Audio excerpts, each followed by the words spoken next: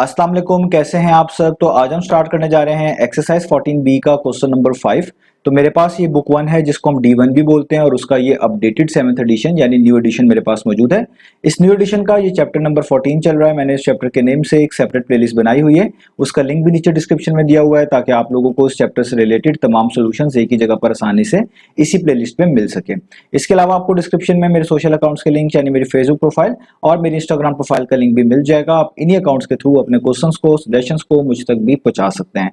तो आइए स्टार्ट कर लेते हैं क्वेश्चन नंबर 5 को। तो अब आपको सामने स्क्रीन पर क्वेश्चन नंबर 5 का जो इमेज है वो नजर आ रहा है। हम इस इमेज से पहले क्वेश्चन नंबर 5 की स्टेटमेंट को रीड करेंगे, समझेंगे, उसके बाद स्टेप बाय स्टेप पहले और दूसरे पार्ट को आंसर करेंगे।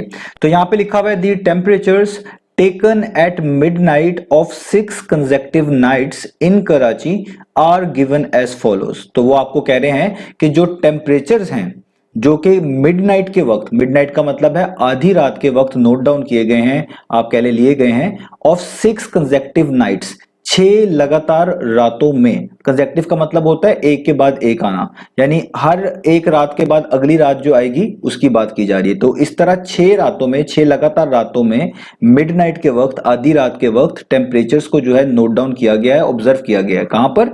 इन कराची, कराची में।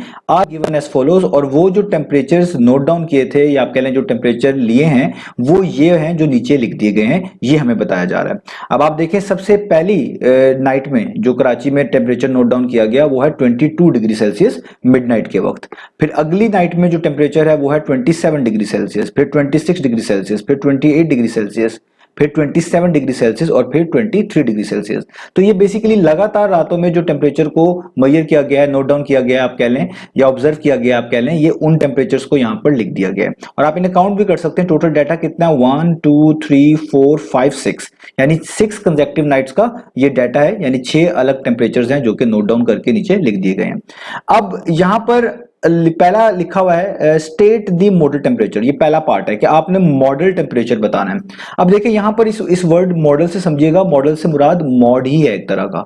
मॉड क्या होता था कि the most repeated value of your data, कि आपके डाटा में वो वाली वैल्यू जो सबसे ज्यादा मर्तबा लिखी होती है या सबसे ज्यादा मर्तबा रिपीट हो रही होती है उसी को आप मॉड बोलते हैं या मॉडल वैल्यू भी बोलते हैं। तो यहां पर मॉडल टेम्परेचर से मुराद है वो वाला टेम्परेचर, वो वाली वैल्यू जो ऊपर डाटा में सबसे ज्यादा मर्तबा रही है, उसी को आप यहां पर लिख देंगे, वो आपका मॉडल टेम्परेचर होगा। तो अगर आप नोटिस करें यहां पर 22 डिग्री सेल्सियस अगर आप स्टार्ट करें, ये एक दफा है यहां पर, और आगे कहीं पे भी 22 डिग्री सेल्सियस नहीं लिखा हुआ, ठीक है। तो ये याद रखिएगा 22 डिग्री सेल्सियस सिर्फ एक दफा है।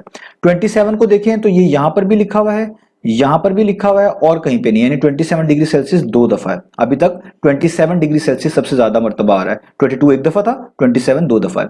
आगे देखें 26 भी एक दफा ही है और कहीं 26 लिखा ही नहीं हुआ। 26 डिग्री सेल्सियस, 28 डिग्री सेल्सियस भी एक दफा ही है और कहीं पे लिखा ही नहीं हुआ, और 23 डिग्री सेल्सियस भी एक दफा ही है और कहीं पे लिखा ही नहीं हुआ। यानी सारी वैल्यूज एक एक दफा लिखी हुई हैं सवाए 27 डिग्री सेल्सियस के। तो वो वाली वैल्यू जो सबसे ज्यादा मर्तबा लिखी गई हो, सबसे ज्यादा मर्तबा आ रही हो, रिपीट हो रही हो, उसी को मॉडल वैल्यू भी बोल सकते हैं, उसी को आप मॉड भी कहते हैं। तो यहाँ पे मॉडल टेम्परेचर का वर्ड यूज हुआ है, इसका मतलब वो टेम्परेचर जो सबसे ज्यादा मर्तबा ऊपर लिखा गया है, सबसे ज्यादा मर्तबा उसकी वैल्यू आ रही है, उसी को आप मॉडल टेम्परेचर करेंगे। तो वो क्या है? वो है 27 डिग्री सेल्सियस, क्योंकि ये वाहिद वैल्यू है जो दो दफा आ रही है। तो इसलिए आप यहाँ पे लिख देंगे कि आपका जो पहले पार्ट में मॉडल टेम्परेचर है, मॉडल टेम्परेचर वो कितना है? वो है 27 डिग्री सेल्सियस, 27 डिग्री सेल्सियस। अब याद रखिएगा बुक में इसका आंसर गलत दिया हुआ है। यही सेम क्वेश्चन पुराने एडिशन में भी था, D2 के 17 चैप्टर में, वहां पर इसका आंसर बिल्कुल सही 27 डिग्री सेल्सियस से दिया हुआ था। लेकिन इन एडिशंस के अंदर काफी गलतियां हैं, पीछे आंसर्स में भी, अंदर क्वेश्चन में भी। तो इसलिए मैं आपको इस वीडियो में बता रहा हूं ताकि आप लोग कंफ्यूज ना हो कि पीछे इस पार्ट का आंसर गलत दिया हुआ है, उन्होंने 27 डिग्री सेल्सियस के साथ भी कोई वैल्यू लिख दी है। होप सो जब एडिशन दोबारा से रिवाइज होंगे तो वो सही हो चुके होंगे, लेकिन अभी जो नए एडिशन हैं उसमें यहाँ पर आंसर गलत है बुक के पीछे। तो इसका आंसर जस्ट क्या बनता था? 27 डिग्री सेल्सियस, वो मैंने लिख दिया। अब आगे सेकंड पार्ट है, सेकंड पार्ट की तरफ चलते हैं। ये फर्स्ट पार्ट हो गया, आपने जस्ट मॉडल टेम्परेचर बताना था। अब सेकंड पार्ट में वो देखें, वो कह रहे हैं कि the temperature taken at midnight of the 7th day in Karachi was 22 degree Celsius. अब देखिए वो थोड़ी चेंजेस कर रहे हैं, वो कह रहे हैं कि ऊपर जो डाटा आपको दिया हुआ था वो तो 6 कंसेक्टिव नाइट्स का था, 6 लगातार रातों में मिडनाइट के वक्त जो टेम्परेचर जो है नोट डाउन किया गया वो था। तो अब वो कह रहे हैं कि 7वें दिन 7th डे का डाटा भी आपको बता रहे हैं कि 7th डे में भी कराची के अंदर जो है टेम्परेचर को नोट डाउन किया गया है, आप कह लें उसको ऑब्जर्व किया गया है, तो वो 22 डिग्री सेल्सियस है। यानी अब वो आपको एक तरह का कह रहे हैं कि आप ऊपर वाले डाटा में 22 डिग्री सेल्सियस को भी शामिल कर लें। जैसे देखिए मैंने आपके सामने यहाँ पे 22 डिग्री सेल्सियस जो है लिख दिया है कि ये 7th डे का टेम्परेचर है। 6 तक तो है हमारे पास 6 कंसेक्टिव नाइट्स का, ये आपके पास 7th डे जो है उसका भी टेम्परेचर उन्होंने आपको बता दिया।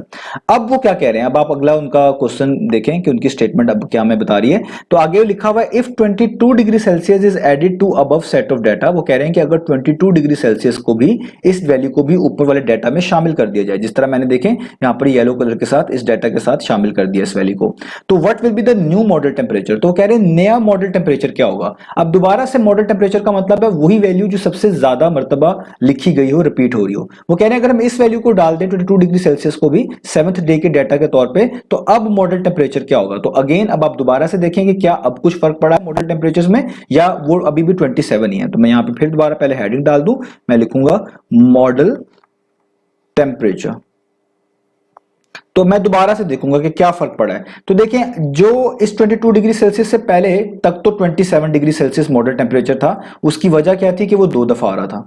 जब आपने 22 डिग्री सेल्सियस इस डाटा में शामिल किया तो जाहिर बात है एक 22 यहां पर भी लिखा हुआ है, एक यहां पर भी लिखा हुआ है, तो ये भी 2 दफा हो गए।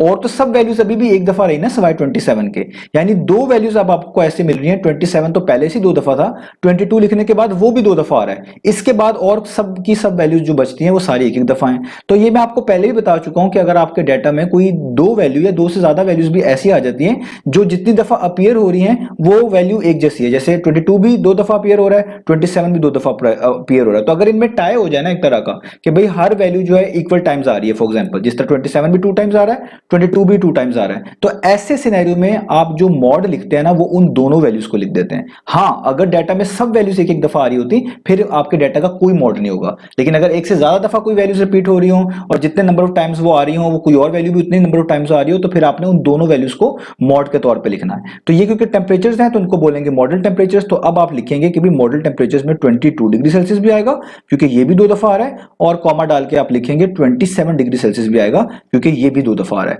आप आगे लिख भी सकते हैं इनकी रीजन कि आपने इनको क्यों लिखा है मॉडल टेम्परेचर, अदरवाइज यहाँ पे जस्ट स्टेट कर देना भी काफी है। तो यहाँ पर अब आप देख सकते हैं ये आपके दोनों पार्ट फिनिश हो गए। उम्मीद है आपको ये क्वेश्चन का सोल्यूशन जो है अच्छे समझ आया होगा। इंशाल्लाह नेक्स्ट वीडियो में मिलते हैं बाकी सोल्यूशंस के साथ।